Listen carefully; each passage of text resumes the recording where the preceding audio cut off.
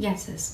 Καλώς ήρθατε στο κανάλι μου. Είμαι η Μανουέλα και σήμερα θα μιλήσουμε για το πώς μπορείτε να κάνετε την εκμάθηση μιας ξένης γλώσσας πιο εύκολη και απολαυστική. Έχω ετοιμάσει για εσάς μερικά χρήσιμα και δοκιμασμένα tips που πραγματικά μπορούν να κάνουν την πορεία προς το στόχο σας ευκολότερη και πιο διασκεδαστική. Κάποια στιγμή στη ζωή μας όλοι βρεθήκαμε μπροστά στην πρόκληση να μάθουμε μια γλώσσα. Ξεκινήσαμε με τη μητρική μας, την οποία κατακτήσαμε μέσα από την αλληλεπίδραση με τους γονείς και τα αδέλφια μας. Και διευρύνοντας τον κύκλο σταδιακά, μάθαμε να αλληλεπιδρούμε με τους ανθρώπους γύρω μας. Αργότερα, καλούμαστε να μάθουμε και τουλάχιστον μία ακόμα ξένη γλώσσα. Όμως η εκμάθηση μιας γλώσσας είναι κάτι πολύ περισσότερο από μια πρακτική δεξιότητα. Είναι ένα παράθυρο σε άλλους πολιτισμούς και ένας τρόπος να έρθουμε πιο κοντά με τον κόσμο. Βεβαίως, τα κίνητρα για να μάθουμε μια ξένη γλώσσα είναι πολλά και διαφορετικά. Μπορεί να είναι οι σπουδές, η εργασία στο εξωτερικό, ο εμπλουτισμός του βιογραφικού και η ενίσχυση της θέσης μας στην αγορά εργασίας. Μπορεί όμως να είναι και καθαρά προσωπικά, επειδή αγαπάμε τη γλώσσα, θέλουμε να ταξιδέψουμε ή να εντρυφήσουμε στον πολιτισμό μιας άλλης χώρας. Σε κάθε περίπτωση είναι σημαντικό να σταθμίσουμε τη σχέση κόστους-οφέλους, γιατί ας είμαστε ειλικρινείς, η εκμάθηση μιας ξένης γλώσσας έχει κόστος και σε χρήμα και σε ενέργεια και σε χρόνο. Όμως το όφελος είναι πολύ μεγαλύτερο, ακόμα και αν δεν γίνεται άμεσα αντιληπτό. Πιστεύω πως το πρώτο βήμα είναι να αποκρισταλλώσουμε μέσα μας το γιατί, να κατανοήσουμε συνειδητά το λόγο που παίρνουμε σε αυτή τη διαδρομή. Αυτή η εσωτερική σαφήνεια θα καθορίσει και τον τρόπο με τον οποίο θα κινηθούμε μέχρι να φτάσουμε στο στόχο μας. Τελικά πώς βλέπουμε αυτή τη διαδικασία, ως βάρος ή ως επένδυση, ως αγκαρία ή ως ευχαρίστηση? Το πιο σημαντικό και ίσως το πιο αυτονόητο είναι να σου αρέσει η γλώσσα που επιλέγεις να μάθεις, που χαίρεσαι να την ακούς, που σε ελκύει το ηχοχρωμά της, που σε κάνει να ανυπομονείς να μπορέσεις κάποια μέρα να τη μιλήσεις και εσύ και να επικοινωνήσεις άνετα σε αυτήν. Αυτή η γοητεία στο άκουσμα της γλώσσας είναι που θα σου δώσει και το κίνητρο να ασχοληθείς ουσιαστικά, να τη μελετήσεις, να την κατακτήσεις και να φτάσεις στο σημείο να εκφράζεσαι με άνεση σε αυτή. Είναι πολύ σημαντικό να επιλέξεις μια γλώσσα που πραγματικά σου αρέσει και σε εμπνέει, γιατί αν διαλέξεις μια γλώσσα μόνο για πρακτικούς λόγους, για παράδειγμα επειδή μπορεί να έχει ζήτηση στην αγορά εργασίας, τότε υπάρχει μεγάλος κίνδυνος να μην καταφέρεις να αντέξεις μακροπρόθεσμα την προσπάθεια που απαιτείται. Και πίστεψέ με, απαιτείται πολύ μεγάλη προσπάθεια, χρειάζονται πολλοί μήνες, ακόμα και χρόνια αφοσίωσης, για να φτάσεις σε ένα καλό επίπεδο. Γι' αυτό λοιπόν, όταν ξεκινάς αυτό το ταξίδι, φρόντισε πρώτα να αναρωτηθείς. Αυτή η γλώσσα μου αρέσει πραγματικά, μου αρέσει να την ακούω, να βλέπω ταινίες σε αυτή, θα ήθελα να τη μιλάω? Αν η απάντησή σου είναι ναι σε όλα αυτά, τότε είσαι ήδη ένα βήμα πιο κοντά στην επιτυχία. Γλώσσα και πολιτισμός είναι συγκοινωνούντα δοχεία και πολλές φορές η επιλογή μιας γλώσσας ξεκινά από την επιθυμία να γνωρίσουμε καλύτερα τον πολιτισμό της χώρας από την οποία προέρχεται. Πολλοί από εμάς αποφασίζουμε να μάθουμε μια γλώσσα για να απολαύσουμε τη μουσική, τη λογοτεχνία, τον κινηματογράφο της, χωρίς την ανάγκη της μετάφρασης. Άλλοι επιλέγουν μια γλώσσα για να κατανοήσουν βαθύτερα τις αξίες, τις παραδόσεις και τον τρόπο ζωής μιας χώρας. Η γλώσσα δεν είναι απλώς μέσο επικοινωνίας, αλλά το κλειδί που ανοίγει την πόρτα στον πολιτισμό, επιτρέποντάς μας να βιώσουμε αυθεντικά τη μουσική, τη λογοτεχνία και την τέχνη της. Είναι επίσης ένας τρόπος να συνδεθούμε με τους ανθρώπους της χώρας και να κατανοήσουμε τις κοινωνικές και ιστορικές τους συνθήκες.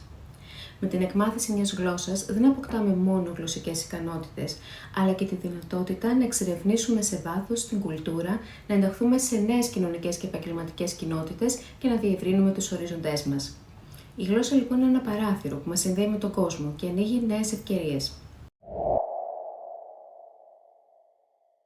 Ίσως το σημαντικότερο στοιχείο στη διαδικασία εκμάθησης μιας ξένης γλώσσας είναι η συνεχής έκθεσή μας σε αυτή.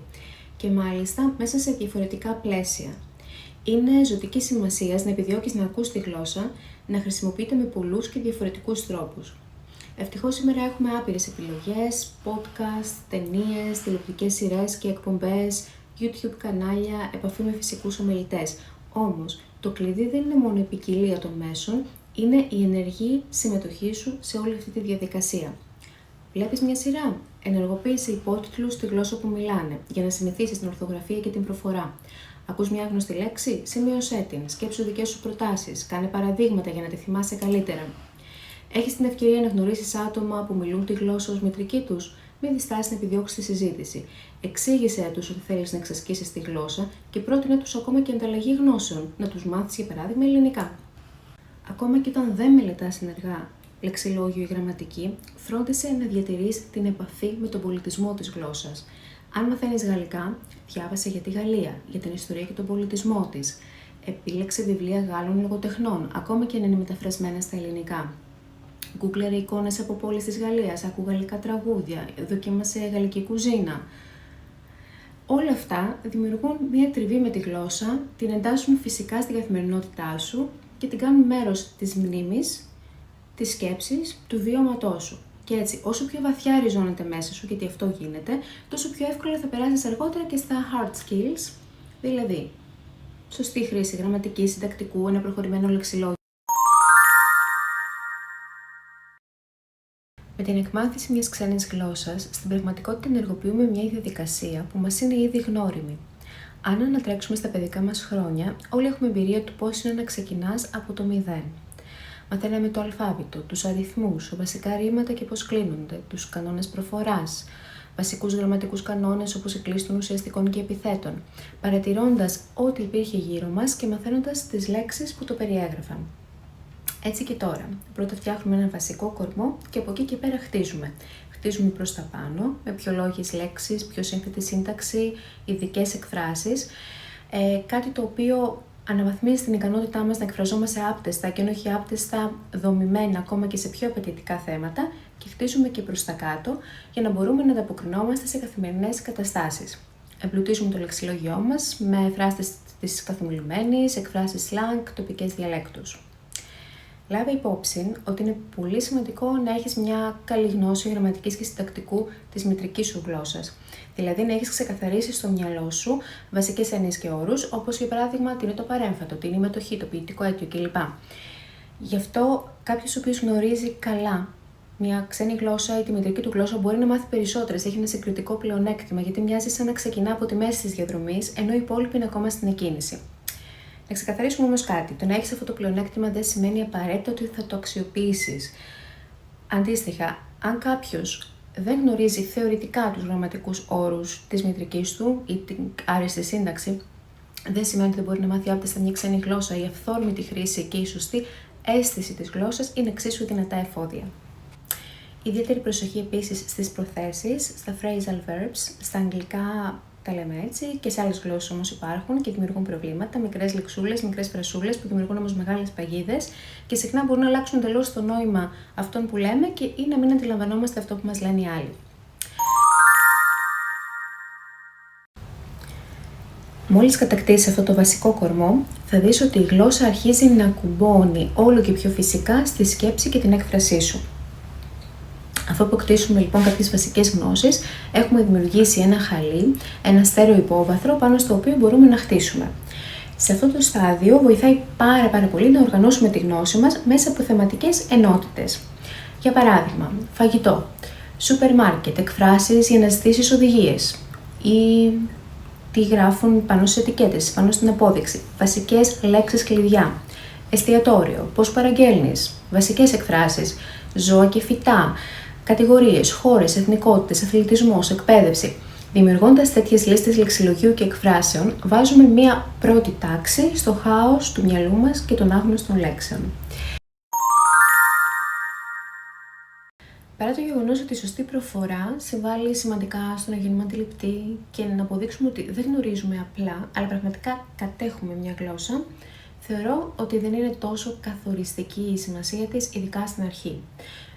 Με προϋπόθεση βεβαίως ότι δεν προφέρουμε τα πάντα λάθος και τελείως λάθος, αλλά ακολουθούμε τους βασικούς κανόνες προφοράς, τότε ακόμα και δεν επιτυχάνουμε στο να αποδώσουμε τέλεια την προφορά, μπορούμε να γίνουμε αντιληπτοί και να επικοινωνήσουμε. Ο στόχος λοιπόν κατά τη γνώμη μου δεν είναι να μιλάς σαν τους γηγενείς, τους ντόπιους.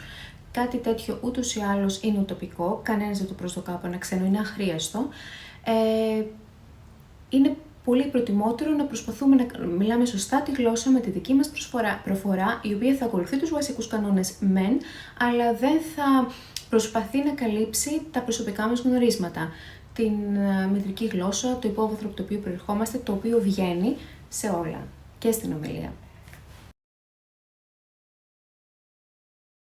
Η πραγματική επιτυχία στη μάθηση μιας γλώσσας δεν έρχεται από τη μια μέρα στην άλλη.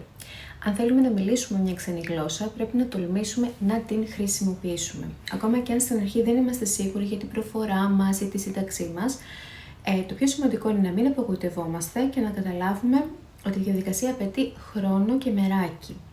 Πολλοί πιστεύουν ότι η επιτυχία εξαρτάται από το πόσο γρήγορα μαθαίνουμε. Στην πραγματικότητα όμως εξαρτάται από το πόσο σταθερά και συστηματικά ασχολούμαστε με τη γλώσσα. Κάθε ημέρα είναι μια ευκαιρία για βελτίωση και το κλειδί είναι να μείνουμε αφοσιωμένοι και να απολαμβάνουμε τη διαδικασία. Δεν υπάρχει σωστός ή λάθος τρόπος για να μάθουμε εξάλλου. Η επιτυχία είναι στα χέρια μας, εξαρτάται από το πόσο τολμάμε να ρισκάρουμε, να μιλήσουμε, να κάνουμε λάθη και δεν πρέπει σε καμία περίπτωση να περιμένουμε την τέλεια στιγμή. Το πιο σημαντικό είναι να ξεκινήσεις και να επιμένεις. Σας ευχαριστώ πολύ. Αν σας άρεσε το βίντεο που παρακολουθήσατε, πατήστε like, κάντε εγγραφή στο κανάλι για τα επόμενα. Είστε επανειδήν.